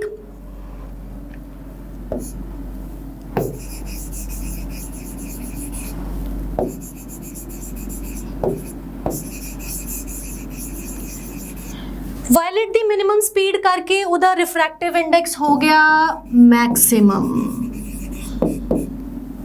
ठीक, क्योंकि रेशो है, थल्ले वाली क्वांटिटी वैल्यू जिन्नी घट होंदी जाएगी रिफ्रैक्टिव इंडेक्स उन्ना वधदा जाएगा, और रिफ्रैक्टिव इंडेक्स इत्थे की हो जाएगा मिनिमम। रिफ्रैक्टिव इंडेक्स मिनिमम होने का मतलब है कि यह लाइट दूरों विजिबल होएगी, है ना, दूर तो विजिबल होएगी। इसे लई साडे एंबुलेंस दी लाइट की है, लाल बत्ती है ना। रेड लाइट इज़ विजिबल, जो ट्रैफिक लाइट्स हैं उहदे च भी रेड लाइट टॉप, क्योंकि दूरों दिखाई देंदी है वो, it has got minimum refractive index, maximum speed, that is why it is used there. फिर एक कंसैप्चुअल क्वेश्चन बन गया कि एंबुलेंस दे विच रेड लाइट क्यों यूज़ हो रही है, रेड लाइट ट्रैफिक लाइट से यूज़ क्यों हो रही है, क्योंकि रिफ्रैक्टिव इंडेक्स मिनिमम, ठीक है ना। मैक्सिमम स्पीड है, दूरों क्लीयरली विजिबल होंगी है विदाउट बीइंग ਸਕੈਟਰਿੰਗ, है ना। ਲੈਸ ਆਫ ਡਿਸਪਰਸ਼ਨ ਹੁੰਦੀ। ਫਿਰ ਅਸੀਂ ਇਸ ਟੌਪਿਕ ਨੂੰ ਪੜਾਂਗੇ ਡਿਸਪਰਸ਼ਨ ਦੇ ਵਿੱਚ। ਹਲੇ ਇਹਨੂੰ ਰਿਫਰੈਕਟਿਵ ਇੰਡੈਕਸ ਦੇ ਰਿਲੇਸ਼ਨ 'ਚ ਪੜ੍ਹਦੇ ਹਾਂ। ਯਾਦ ਰੱਖਣਾ ਹੈ the red speed of red light is maximum and that of violet light is least. ਤੇ ਇੱਕ ਚੀਜ਼ ਹੋਰ, ਵੇਵਲੈਂਥ ਦੇ ਨਾਲ ਅਗਰ ਇਹਨੂੰ ਧਿਆਨ ਨਾਲ ਪੜ੍ਹੀਏ ਤੇ ਸਾਡੇ ਕੋਲ ਜਿਹੜੀ ਵਿਬਗਿਓਰ ਹੈ, ਜਿਵੇਂ ਜਿਵੇਂ ਆਪਾਂ from violet colour to red colour move कर रहे हैं, साड़ी वेवलेंथ तो बढ़ रही है और साथ नाल ही नाल एनर्जी जिहड़ी है लो हो रही है। ठीक है जी, याद रखोगे कि विबग्योर दे विच रेड लाइट दी रिफ्रैक्टिव इंडेक्स मिनिमम हो जाएगी, यानी कि बेंडिंग नहीं होएगी, दूरों विजिबल होएगी। इसे करके एंबुलेंस दे विच रेड लाइट यूज़ होंदी है, ट्रैफिक लाइट्स दे विच यूज़ होंदी है, दूरों विजिबल होंदा है। ठीक, नैक्सट टॉपिक जो आप पढ़न वाले हाँ वो है टोटल इंटरनल रिफ्लैक्शन। हुण टोटल इंटरनल रिफ्लैक्शन एक स्पैशल केस है रिफ्रैक्शन का। किवें आपां रिफ्रैक्शन च पढ़िया सी कि when light rays travel from one medium to other they either bend towards the normal या अवे फ्रॉम द नॉर्मल। ठीक है, आप उन्हें केस लेने जिथे लाइट रे ट्रैवल कर रही है from the denser medium to the rarer medium. हुण याद करो, जो डेंसर तो रेयरर मीडियम च ट्रैवल कर रही है लाइट रे, it will bend away from the normal.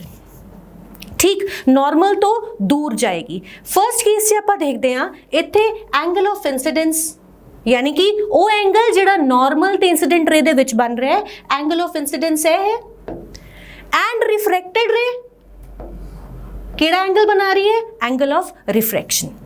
ठीक, एक टाइम ऐसा आएगा जदों ए रिफ्रैक्टेड रे जिहड़ी है वो नॉर्मल तो इन्नी दूर हो जाएगी कि वो बनाएगी 90 डिग्री दा एंगल विद द नॉर्मल। और वो कित्थे बनेगा, at the surface of the two medium, जिथे जॉइनिंग सरफेस है उत्थे।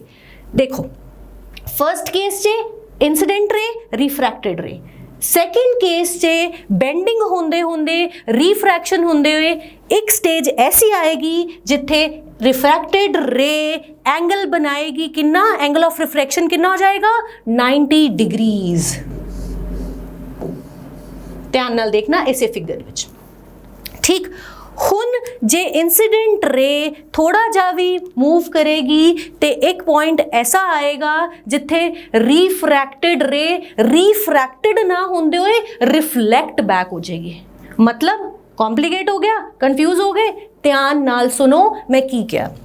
मैं क्या कि जदों 90 डिग्री का एंगल बन गया एंगल ऑफ रिफ्रैक्शन, हुण इस तो वध जे रिफ्रैक्टेड रे बेंड करेगी तो वो इस मीडियम च नहीं जाएगी, रेयरर मीडियम च ना जाते हुए वापस जिस मीडियम तो आई सी उहदे विच ही आ जाएगी। उदों रिफ्रैक्शन नहीं कहेंगे, आपां उहनूं कहांगे रिफ्लैक्शन। की कहांगे, क्योंकि मीडियम वही रहा, रिफ्लैक्शन नहीं सी ना, जिथे बेंडिंग ऑफ लाइट रेज हुई मीडियम ने नहीं बदलिया। इत्थे की होया, रिफ्रैक्शन होंदे हुए बदलते हुए एंगल क्रिटिकल एंगल। हुण जेड़ा एंगल जिस एंगल तो बाद रे रिफ्रैक्ट ना होके रिफ्लैक्ट बैक हो जाए सेम मीडियम दे विच, उहनूं कहांगे क्रिटिकल एंगल। क्रिटिकल एंगल होने तो बाद ही टोटल इंटरनल रिफ्लैक्शन दा फिनोमिनन देखने को मिलेगा। ठीक, क्रिटिकल एंगल समझ आया, the angle of incidence in the denser medium corresponding to which the angle of refraction in the rarer medium is 90 degrees। यानी इत्थे मैनू यह समझ आ गया कि जे मैं टोटल इंटरनल रिफ्लैक्शन का फिनोमिनन देखना है तो मैनू दो चीज़ों की ज़रूरत है। सब तो पहली इंपॉर्टेंट गल कि इंसिडेंट रे यानी कि लाइट कित्थों ट्रैवल कर रही है, from a denser medium to a rare medium, ताकि वो बेंड करे अवे फ्रॉम द नॉर्मल तो दूर होती जाएगी। एक एंगल यहो जा आएगा जिथे 90 डिग्री का एंगल बनेगा, angle of refraction, that is critical angle. और उस तो बाद जो एंगल बढ़ेगा that ray would be reflected back into the same medium leading to total internal reflection. और टोटल इंटरनल रिफ्लैक्शन बहुत ही इंपॉर्टेंट फिनोमिनन है, क्योंकि साडे नेचर दे विच बहुत सारे फिनोमिनन इस खास रिफ्लैक्शन दे उत्ते बेस ने। TIR total internal reflection. हुण साडा क्रिटिकल एंगल किस चीज़ ते डिपेंड करता है? जे आपां किसी भी चीज़ दे किसी भी मीडियम दे विच TIR फॉलो करना है, क्रिटिकल एंगल पता होना चाहिए। हर मीडियम दा अलग अलग है, ठीक है।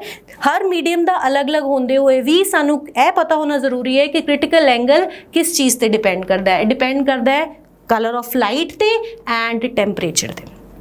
Critical angle increases with the increase in wavelength of light, यानी कि जिदा जिदा वेवलेंथ बढ़ेगी क्रिटिकल एंगल की वैल्यू भी बढ़ती जाएगी।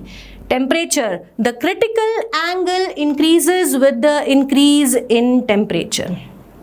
ਇਹਦਾ फिनोमिनन है बेसिक फिनोमिनन। मैं तुहानूं कहा कि इंपॉर्टेंट इस करके है क्योंकि ਇਹਦੇ ਨਾਲ होर बहुत सारे नैचुरल फिनोमिनन्स जुड़े हुए हैं, ठीक।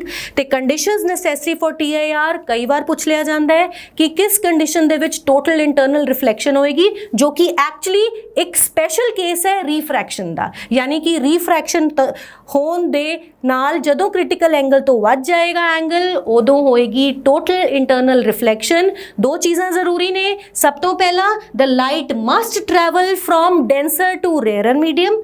दूजा very important, the angle of incidence must be greater than the critical angle for the pair of media. हर किसी का वखरा वखरा क्रिटिकल एंगल है, अलग अलग वैल्यूज़ ने। जे सानू टोटल इंटरनल रिफ्लैक्शन अचीव करनी है तो उस एंगल तो ज़्यादा होना चाहिए है साडा एंगल ऑफ इंसिडेंस, ता ही रे रिफ्रैक्ट होएगी, वापस रिफ्लैक्ट हो जाएगी उसे मीडियम दे विच, ठीक।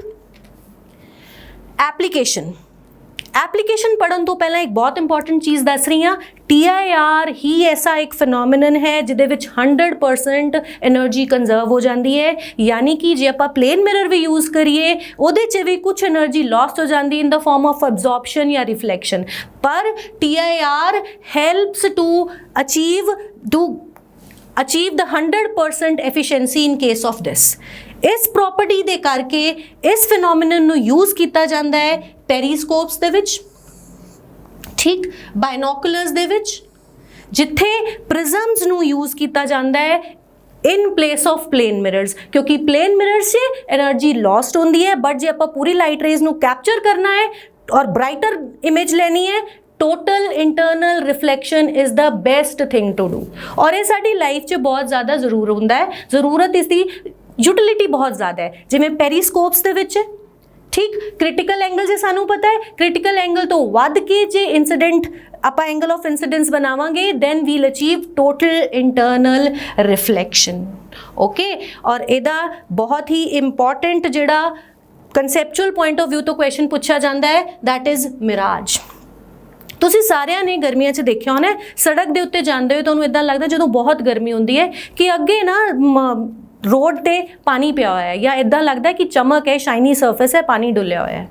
एक्चुअली जदों तुसीं निकलदे उत्थों तुसीं देखदे हो सड़क ते पानी नहीं है, वो शाइनी सरफेस सीगा, ठीक है। इमेज बन रही सीगी, एक ब्राइट इमेज बन रही सी आस पास दी चीज़ां दी। या इदां ज़्यादातर डेजर्ट्स दे विच मिराज देखण नूं मिलदा है।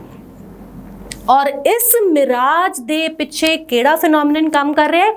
टोटल इंटरनल रिफ्लैक्शन, ठीक। तो टोटल इंटरनल रिफ्लैक्शन क्वेश्चन पूछा जा सकता है, what is the phenomenon behind the formation of a mirage? Total internal reflection. हुण हुंदा की है डेजर्ट एरिया दे विच जदों सैंड बहुत ज़्यादा गर्म है, उहदे आस पास दियां जिहड़ियां लेयर्स ने एयर दियां they get warmed up, heated up, ठीक है, और वो जांदियां ने रेयरर मीडियम, ठीक। In the desert the sand is very hot during the day, the layer of air in contact with it gets heated and becomes lighter, rarer बन गई।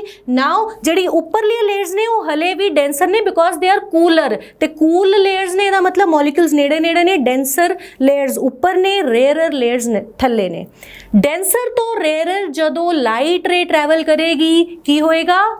Total internal reflection. ਤੇ ਜਿਹੜੇ ਆਸ-ਪਾਸ ਦੇ ਪੇੜ ਹੈ ਡੈਜ਼ਰਟ ਏਰੀਆ ਦੇ ਵਿੱਚ ਜਾਂ ਜੋ ਵੀ ਕੋਈ ਇਮੇਜ ਬਣਨੀ ਹੈ ਉਹ ਇਦਾਂ ਲੱਗੇਗਾ ਕਿ ਜ਼ਮੀਨ ਦੇ ਵਿੱਚ ਸੈਂਡ ਦੇ ਉੱਤੇ ਕੋਈ ਪੂਲ ਪਾਣੀ ਦਾ ਬਣਿਆ ਹੈ, ਕਿਉਂਕਿ ਸਾਨੂੰ ਉਹ ਪੇੜ ਦੀ ਇਮੇਜ ਉਲਟੀ ਦਿਖਾਈ ਦੇ ਰਹੀ ਹੈ। ਇਦਾਂ ਲੱਗ ਰਿਹਾ ਜਿਵੇਂ ਪਾਣੀ ਹੈ, ਪਾਣੀ ਦੇ ਵਿੱਚ ਇਮੇਜ ਹੈ, ਬਟ ਐਕਚੁਅਲੀ ਉੱਥੇ ਕੋਈ ਪਾਣੀ ਨਹੀਂ ਹੈ, ਉਹ ਇਮੇਜ ਬਣ ਰਹੀ ਹੈ because of total internal reflection. ਤੇ ਫਿਨੋਮੀਨਨ ਕਿਵੇਂ ਕੰਮ ਕਰਦਾ ਹੈ? Ray of light coming from a distant object like a top of tree gets refracted from a denser to a rarer medium, और होएगा कि the ray bends away from the normal, और उदों तक बेंड होएगी जदों एक पर्टिकुलर एंगल ते आके क्रिटिकल एंगल तो वध हो गया एंगल ऑफ इंसिडेंस एंड हो जाएगी टोटल इंटरनल रिफ्लैक्शन। और ए रिफ्लैक्टेड बीम जदों वापस साडी आई दे विच जाएगी, ऊपर डेंसर लेयर सीगे, थल्ले रेयरर लेयर्स, उत्तों लाइट रे ट्रैवल कीती, इत्थों जदों रिफ्लैक्ट बैक होएगी आई दे विच उदों सानू इमेज दिखेगी इनवर्टेड इमेज, और इदां लगेगा पूल ऑफ वाटर पे है, but this is not a true image, तां ही इनू मिराज कहदा है। ठीक है, सैंड दे डेजर्ट्स दे विच जनरली देखने नूं मिलदा है, बट अपने एरियाज दे विच भी जदों बहुत गर्मी होंदी है रोड थोड़ा शाइनी दिखती है, that is also mirage. And phenomenon किहड़ा है? Total internal reflection. दो होर कंसीक्वेंसिस हैं TIR दे।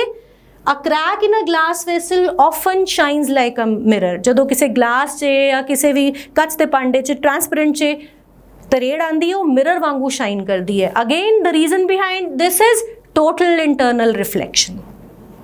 दूजा, a piece of diamond sparkles when viewed from different directions। जदों आपां डायमंड नूं देखदे हां बहुत शाइन करदा दिखाई दिंदा है, एक तां रिफ्रैक्टिव इंडेक्स की वजह नाल, दूजा because of total internal reflection, क्योंकि लाइट रेज पै रही है तो जिस भी डायरेक्शन तो जिस भी इंसीडेंट ते angle of incidence critical angle तो वध नजर आएगा, उत्थे एक शाइन दिखाई देगी। And the phenomenon is total internal reflection. Next topic, optical fibre and endoscopy. हुण ऑप्टिकल फाइबर की है? ऑप्टिकल फाइबर्स आजकल आप बहुत कॉमन सुनन नूं मिल रहा है, डाटा जिहड़ा साडा ट्रांसफर हुंदा that is done using optical fibre, है ना। ऑप्टिकल फाइबर्स एक्चुअली किदे है? बिल्कुल अंदर जिहड़ा कोर है that consist of a glass, इन्नी बरीक ग्लास फाइबर है जिहदे विच लाइट रे ट्रैवल करती है, और उस लाइट रे नूं प्रॉपर टोटल इंटरनल रिफ्लैक्शन नाल बार बार रिफ्लैक्ट करके from one end to other data transfer किया जाता है without any loss in the energy. तो आजकल बहुत ज़्यादा यूज़ हो रहे हैं, और ऑप्टिकल फाइबर्स दा बेस्ट यूज्ड साइंस दे विच एंडोस्कोपी च किया जाता है। कित्थे? एंडोस्कोपी च डॉक्टर्स यूज़ करते हैं की करन लई? साडे अंदर दे ऑर्गन्स नूं व्यू करन लई। ठीक, optical fibres cylindrical transparent fibre that transmits light by the process of TIR।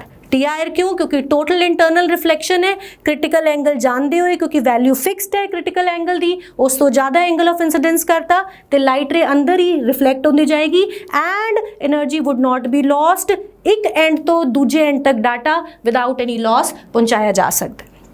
They are designed such that they bend all light ray inwards and light rays travel। बहुत ही ज़रूरी और easy हो गया है। इहदा बेस्ट यूज़ हो रहा है मैडिकल फील्ड दे विच एंडोस्कोपी च। हुण एंडोस्कोपी च की है? Doctor uses this optical fiber, दो फाइबर्स यूज़ करेंगे, एक बॉडी दे विच पाएंगे to get a clear view of the organ, जिहड़े ऑर्गन च अंदर पाया इमेज बनेगी उदी, एंड वो वाली इमेज कित्थे प्रोजेक्ट की जाएगी? यूजिंग अनदर वायर जो कि कैमरे नाल अटैच्ड होएगी।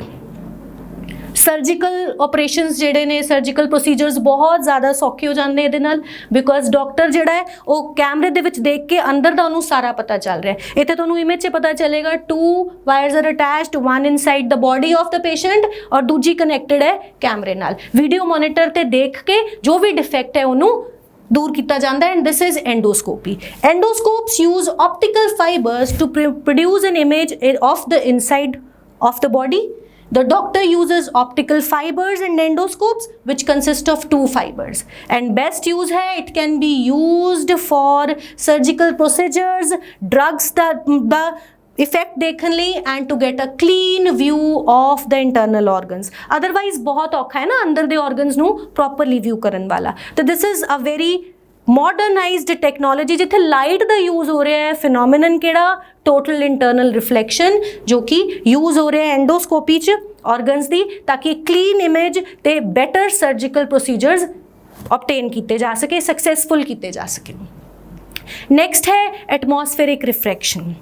जिद्दां आपां इत्थे पढ़िया ना, साडे एटमोसफेयर दे विच भी हर टाइम रीफ्रैक्शन हो रही है, क्योंकि लेयर्स ऑफ एयर हैगियां अर्थ के सराउंड, एटमोसफेयर जिन्हों आपां कहीदा है। जिद्दां जिद्दां आपां अर्थ तो दूर जाने आ, ये रेयर होंदी जाती है, यानी कि layers of air become thin, है ना। और एटमोसफेयर जिन्ना असी अर्थ के नेड़े आ, दे आर डेंसर, उहदे विच भी बहुत सारे डस्ट पार्टिकल्स हैं, बहुत सारे, air is a mixture of gases. तो की देखने को मिलता है एटमोसफेरिक रिफ्रैक्शन। और स्टार्स ट्विंकल होंदे सारे ने देखे है ना, फ्लिकर करते रहते। The reason again is this atmospheric refraction. हुण ट्विंकलिंग ऑफ स्टार्स क्यों होंदी है? क्योंकि लाइट रे जो ट्रैवल करती है from the star to the earth, बहुत वारी उहदे विच रीफ्रैक्शन होंदी है, ठीक है। क्योंकि लेयर्स डेंस, रेयरर तो डेंसर च आया, फिर किते डस्ट पार्टिकल्स ने या पॉल्यूशन दे करके लाइट एक फिक्सड इंटेंसिटी दे विच ना आकर फ्लिकर करती रहती, कभी बहुत ज़्यादा ब्राइट, कभी बहुत घट। तो इदा ना लगता जिमें तारे टिमटिमा रहे हैं, पर एक्चुअली वो टिमटिमा नहीं रहे होंगे, they are like that only, उन्होंने तो उन्नी लाइट है। But when this light reaches to us, साडी अखां तक पहुँचती है travelling through the atmosphere, because of atmospheric refraction सानू तारे ट्विंकल होंदे दिखाई देंदे, दे अपीयर टू फ्लिकर, ठीक। तो twinkling of stars the reason हुण पता चल गया, ठीक है। What is the reason behind twinkling of stars? Atmospheric refraction. The atmospheric refraction occurs in a medium of gradually changing refractive index. Refractive index बदल रहा है क्योंकि speed of light बदल रही है अलग अलग layers दे विच, ਉਹਦੇ ਕਰਕੇ रिफ्रैक्टिव इंडेक्स चेंज है, दैट मीनस लाइट सानू फ्लिकरिंग नज़र आती है, and this is called twinkling of stars. Reason behind this atmospheric refraction. और यही रीजन है कि सानू जो स्टार्स की पोजीशन है वो फिक्स ना दिखाई दे के एपरेंट स्टार पोजीशन जिहड़ी है सानू वो डिफरेंट दिखाई देती है। Again the reason is because the light rays undergo refraction, ठीक।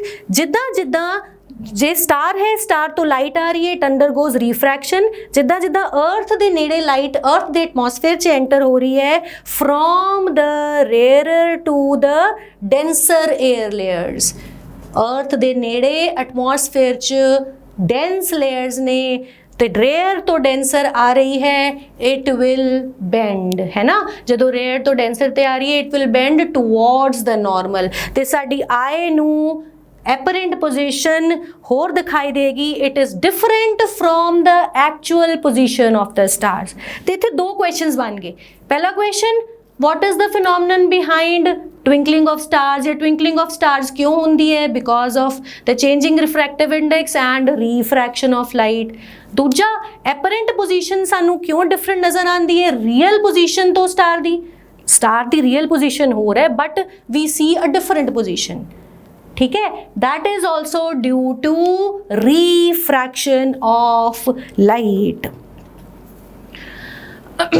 The apparent position of the star fluctuates and the amount of light entering the eye flickers, that is sometimes appear brighter and sometimes fainter, and this leads to twinkling of stars और position of the apparent changed होती है। Next बहुत ही important phenomenon, advanced sunrise and delayed sunset and flattening चपटा सानू माड़ा जिहा चपटा दिखता है, बॉल जी चपटी दिखती है कदों? Eight the time of sunrise and sunset.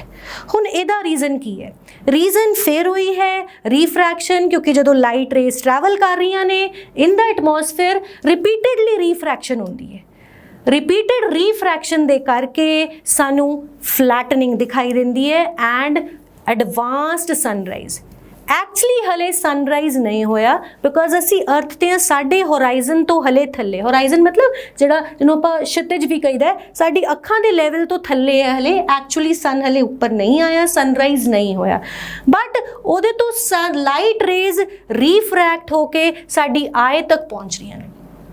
तो इदां लगदा है कि सनराइज हो गया है, ठीक है।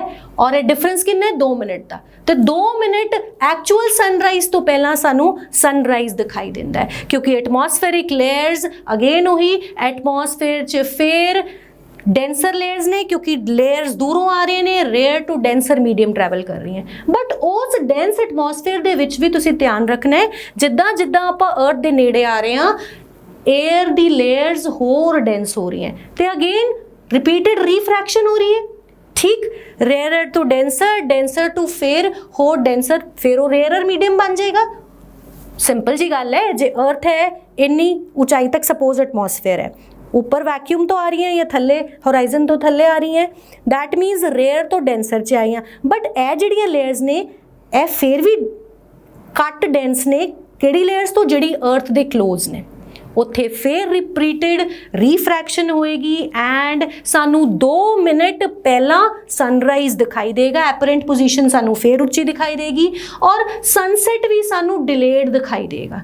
ठीक है, बाद तक भी सन दिखाई देता रहेगा 2 मिनट बाद तक, जबकि एक्चुअली सनसेट हो चुके है ना। थोड़ा जिहा अजीब जिहा फिनोमिनन, आप रोज़ सूरज देखते हैं है ना, सनसेट भी देख लईदा है शामी, पर सानू ए नहीं पता कि एक्चुअली इहदा फिनोमिनन की है। ठीक, एटमॉस्फेरिक रिफ्रैक्शन एक बहुत ही इंपॉर्टेंट फिनोमिनन है। साडे एटमॉस्फेरिक लेयर्स दे विच रिफ्रैक्शन और किस वजह नाल, लाइट दी स्पीड दी वजह नाल, बेंडिंग होण नाल, रिफ्रैक्शन की वजह नाल ये सब फिनोमिनन असी अपनी डेली लाइफ च देख रहे हैं, जो शायद मिस भी कर दें। बट द रीज़न अज सानू पता है कि सन जिहड़ा है वो फ्लैटेंड दिखाई देता है। फ्लैटेंड क्यों दिखाई देता है, क्योंकि जदों बेंडिंग हो रही है, सनसैट हो रहा है, तो लाइट रेज हले भी सानू दिखाई दे रहे हैं, और एक्चुअली वो जिहड़ी लाइट रेज ने वो एक्चुअल सन दे उपर ओवरलैप वो एक इमेज बना रही है, तो थल्लों जो गोल सन सी वो फ्लैटेंड दिखाई दे रहा है, क्योंकि इमेज वो उपर सानू ओवरलैप हो रही है। दैट मीन्स फ्लैटेंड सनराइज, ठीक है ना, वो flattened sun at the time of sunset and delayed sunset या एडवांस्ड सनराइज, इन सब फिनोमिनन्स दे पीछे है atmospheric refraction. At sunset and sunrise the sun is near the horizon. The rays of light from the upper and lower edge of the sun bend unequally. Unequal bending होएगी दोनों दी, and while traveling through the atmosphere, that the sun appears oval or flattened. Suppose अगर मैं गल करा कि जदों sun गोल है ना, sunset दे टाइम होराइजन दे नेड़े आ गया, फिर सानू लाइट रेज बेंड होके आइस तक जा रही हैं और ओदी इमेज सन दे ऊपर ही ओवरलैप कर रही है, इस करके सन गोल ना दिखते हुए फ्लैटेंड दिखाई देता है। This is very important phenomenal और बहुत इंपॉर्टेंट है एग्जाम पॉइंट ऑफ व्यू तो। इहदा आंसर है एटमॉस्फेरिक रिफ्रैक्शन दी वजह नाल सानू सनसेट दे टाइम फ्लैटेंड या ओवल दिखाई देता है, एंड एडवांस्ड सनराइज या डिलेड सनसेट दी वजह भी एटमॉस्फेरिक रिफ्रैक्शन है, जो कि लाइट रेज का इंपॉर्टेंट फिनोमिनन है। नैक्सट टॉपिक है साडा लेंस। हुण लेंस की है, लेंस अगेन एक रिफ्रैक्टिंग मीडियम है। आपां देखें, तुसीं सुनिया है किसी नूं चश्मा नहीं लग्या, लेंस लग्या है। लेंस है कि it is again a refracting medium bounded by either 2 spherical surfaces या तो 2 स्फेरिकल सर्फेसिस या फिर एक प्लेन एक स्फेरिकल, इदां दे लेंस भी है। ओके, ते लेंस एक्चुअली एक रिफ्रैक्टिंग सरफेस है, रिफ्रैक्टिंग मीडियम है, बाउंडेड बाय 2 स्फेरिकल सर्फेसिस और 1 स्फेरिकल एंड 1 प्लेन। 2 तरह के लेंसेज हैं साडे कोल, convex lens and concave lens. Convex lens नूं आपां किवें पहचान सकते हैं, it is thick in the middle, thick in the middle and thin at the corners, विचों मोटा साइड तो पतला। और ਇਹਦੇ ਨਾਲ जो भी इमेज बनेगी वो हमेशा रियल बनेगी and it can be obtained on screen. Screen ते रियल इन्वर्टेड इमेज बनेगी। क्यों, रीज़न क्यों है रियल और इन्वर्टेड क्यों बनेगी, क्योंकि साडा कॉन्वैक्स लेंस है एक कन्वर्जिंग लेंस। याद करो आपां मिरर से भी पढ़ा सी ये टर्म ना, कन्वर्जिंग। कन्वर्जिंग मतलब जिन्ने लाइट रेज नूं कन्वर्ज करना एक पॉइंट ते, और उस पॉइंट नूं आपां की कहा सी प्रिंसिपल फोकस, क्या सी एफ दिता सी ना उन्होंने। ते this lens is also a converging lens, image बनेगी ਇਹਦੇ ਤੇ ਰੀਅਲ ਐਂਡ ਇਨਵਰਟਿਡ। ठीक, और नाल ही दूजा लेंस जिहड़ा मैं दस्सिया दैट इज कॉनकेव लेंस। असी मिरर्स पढ़े सी ना, तो उस सरफेस पढ़िया सी दिस इज कॉन्वेक्स लेंस, ਉਹਦੇ ਵਿੱਚ ਕੀ है it is thick at the periphery, side ते ਉਹ की है थिक है, विचकार पतला। Again it is called as convex lens. Okay, next topic है साडा lens. Lens is a refracting medium bounded by either two spherical surfaces or one spherical and one plane surface। सबने लेंस के बारे सुनिया है ना, किसी ने चश्मा नहीं लाया तो ने लेंस लाया है। लेंस एक्चुअली एक रिफ्रैक्टिव मीडियम है, ठीक है। तो लेंस आप दो तरह के पढ़ने हैं, convex lens and concave lens. Convex lens middle च काफ़ी थिक है और पेरीफ्री च क्या है, थिन। ओके, इदां दी शेप है उसकी। एंड ए वाला लेंस है कन्वर्जिंग लेंस। कॉन्वेक्स लेंस की होएगा, कन्वर्जिंग लेंस। कन्वर्जिंग आपां पढ़िया सी मिरर च भी, कन्वर्जिंग मतलब जिन्हें लाइट रेज नूं कन्वर्ज करना है, एक पॉइंट ते इकट्ठा करना है, और उस पॉइंट नूं आपां नाम दिता सी प्रिंसिपल फोकस। इमेज किद्दां दी बनेगी, real and inverted. Real image है इस करके ਆਪਾਂ ਇਹਨੂੰ ਸਕਰੀਨ ਤੇ ऑब्टेन कर सकते हैं, रियल एंड इनवर्टेड इमेज, और वो बनेगी कॉन्वेक्स लेंस तो। दूजी तरह का लेंस जो आप पढ़ना है that is concave lens. It is thick at the periphery, thin in the middle. Periphery मतलब कॉर्नर्स ते थिक है, विचकार पतला है। दिस इज कॉनकेव लेंस, ठीक है जी। It is called as diverging lens. Diverging मतलब जिहदे ते लाइट रेज आनगियां ते दे विल डाइवर्ज, ठीक। एक पॉइंट ते मीट ना करदे होए डाइवर्ज करनगियां। डाइवर्ज करनगियां इस करके एदी इमेज कहो जी बनेगी, इमेज तो बनेगी बट वो बनेगी वर्चुअल, रियल इमेज नहीं बनेगी। रियल क्यों नहीं बनेगी, क्योंकि एक्चुअली लाइट रेज मीट नहीं कर रही। वर्चुअल इमेज बनेगी एंड इरेक्ट बनेगी, and it cannot be obtained on the screen। Lens की गल आप कर रहे हैं ना, लेंस के नाल ही रिलेटेड है ह्यूमन आई। ह्यूमन आई नूं थोड़ा डिटेल च आप अपने एक होर टॉपिक च ह्यूमन बॉडी वाले टॉपिक च पढ़ांगे। अज थोड़ा जिहा बारे दसांगी, ह्यूमन आई ते उहदे डिफेक्ट्स बारे दसांगी। बेसिकली आई च बहुत सारे पार्ट्स ने पढ़न वाले जिहड़े आप ह्यूमन बॉडी च डिटेल च पढ़ांगे। अज आप ध्यान रखना है कि majorly I the transparent part is cornea.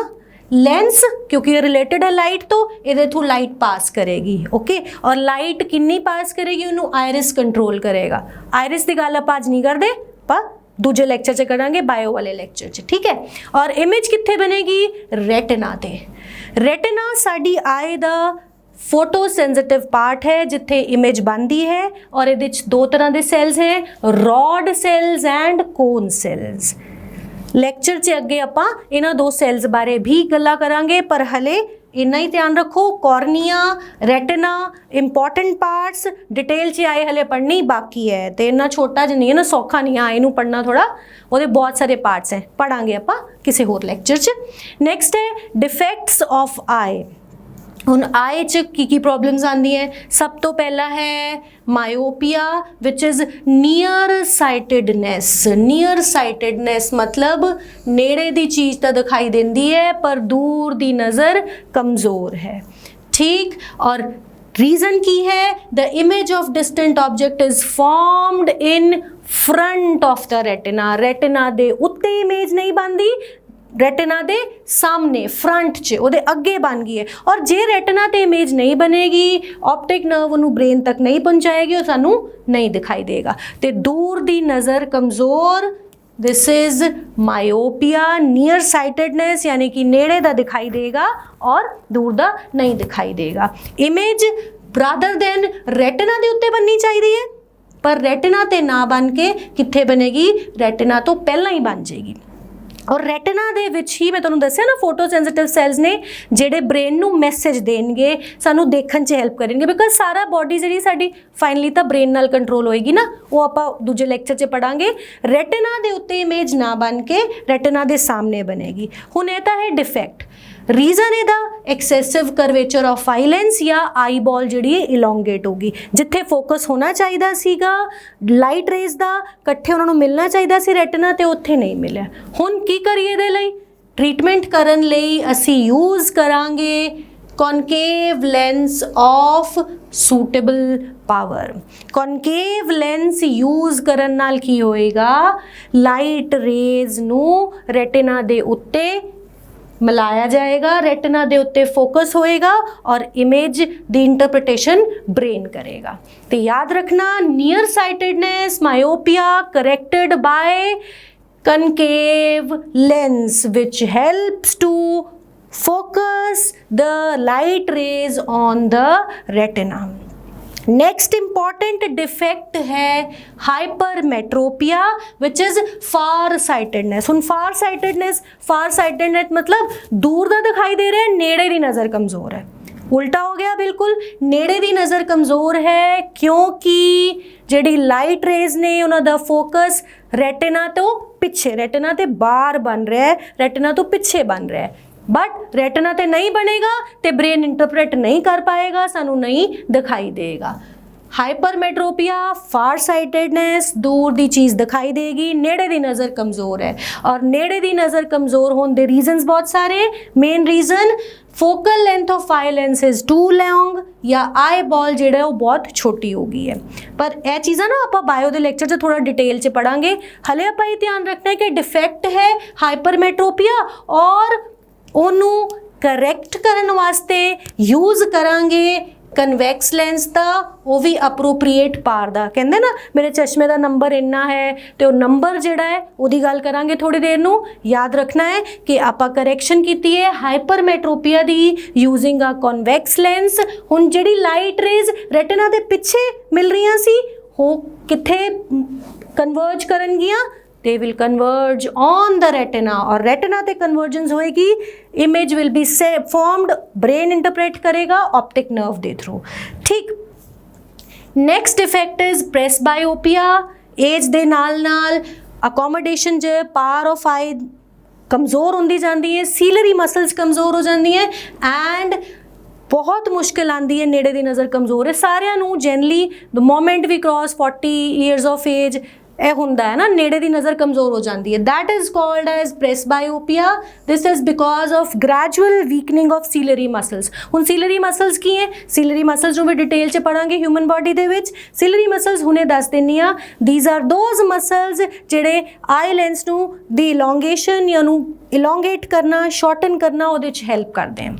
Detail च फिर इनू बायो दे लेक्चर च पढ़ांगे। अज अपना फोकस है लाइट रेज दे उत्ते। ठीक है, gradual weakening of ciliary muscles and flexibility of eye lens घट हो जाती है विद द एज। दैन की हुंदा है? प्रेसबायोपिया।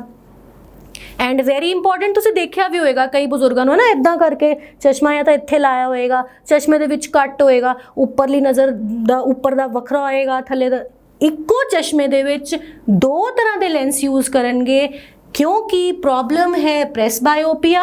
और वो दोनों चश्मे, एक चश्मे च दोनों लेंस यूज़ हो रहे हैं बायफोकल लेंस। बायफोकल लेंस मतलब ये दोनों कॉनकेव और कन्वेक्स दोनों लेंस नाल मिलिया है ना।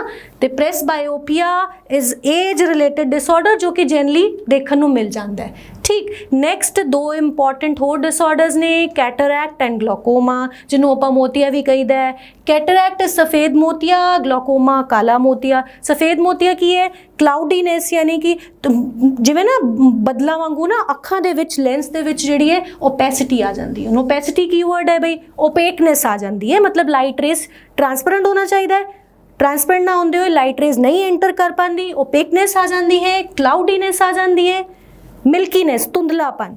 ठीक है, और तुहानूं पता है कि कैटरैक्ट सर्जरी दे थ्रू आजकल तो बहुत आसान नाल सर्जरी हो जाती है। कैटरैक्ट कहते दिस क्लाउडीनेस जिहड़ी है रिमूव कर दी जाती है surgery they through. Glaucoma it is again, यह बच्चों च भी हो सकता है, एक्सट्रीम आई प्रैशर, आई दे विच लिक्विड भी प्रेजेंट है ना, विट्रस ह्यूमर, एक्वस ह्यूमर। फिर मैं ਇਹੋ ਜਿਹੇ वर्ड्स बोलते ਜਿਹੜੇ ਤੁਸੀਂ नहीं पढ़े हले, पढ़ांगे ਉਹਨੂੰ। हले याद रखना है काला मोतिया या ग्लोकोमा ਜਿਹੜਾ है that causes damage to the optic nerve, क्योंकि आए ਦੇ ਵਿੱਚ ਇੰਨਾ ਪ੍ਰੈਸ਼ਰ ਹੋ ਗਿਆ ऑप्टिक नर्व डैमेज हो जाएगी, और ऑप्टिक नर्व डैमेज होने ਨਾਲ ब्लाइंडनेस भी हो सकती है। तो cataract and glaucoma defects of आए ਨੂੰ डिटेल 'ਚ फिर पढ़ांगे, ठीक है। नैक्सट है एस्टिगमेटिज्म। एस्टिगमेटिज्म है ਰੈਟਨਾ ਦੇ ਉੱਤੇ ਇਮੇਜ ਬਣਨੀ ਚਾਹੀਦੀ ਹੈ ਔਰ ਕਲੀਅਰ ਕ੍ਰਿਸਪ ਉੱਥੇ ਲਾਈਟ ਰੇਜ਼ ਕਨਵਰਜ ਹੋ ਕੇ ਉੱਥੇ ਫੋਕਸ ਹੋਣਾ ਚਾਹੀਦਾ ਹੈ। ਬਟ ਇੱਕ ਫੋਕਸ ਨਾ ਹੁੰਦੇ ਹੋਏ ਐਸਟਿਗਮੈਟਿਜ਼ਮ 'ਚ ਲਾਈਟਸ ਕਾਫੀ ਜਗ੍ਹਾ ਰਿਫਰੈਕਟ ਹੋ ਜਾਂਦੀ ਹੈ, ਇੱਕ ਕਲੀਅਰ ਕ੍ਰਿਸਪ ਰਿਫਰੈਕਸ਼ਨ ਨਾ ਹੋ ਕੇ ਮਲਟੀਪਲ ਰਿਫਰੈਕਸ਼ਨਸ ਹੋ ਜਾਂਦੀ ਹੈ, ठीक है। लाइट रेज एंटर हुई मल्टीपली रिफ्रैक्ट होके डिफरेंट हुन की होएगा, ऑप्टिक नर्व दे इंटरप्रेट नहीं कर पाएगी उन्होंने एंड इट लीड्स टू एस्टिगमैटिज्म।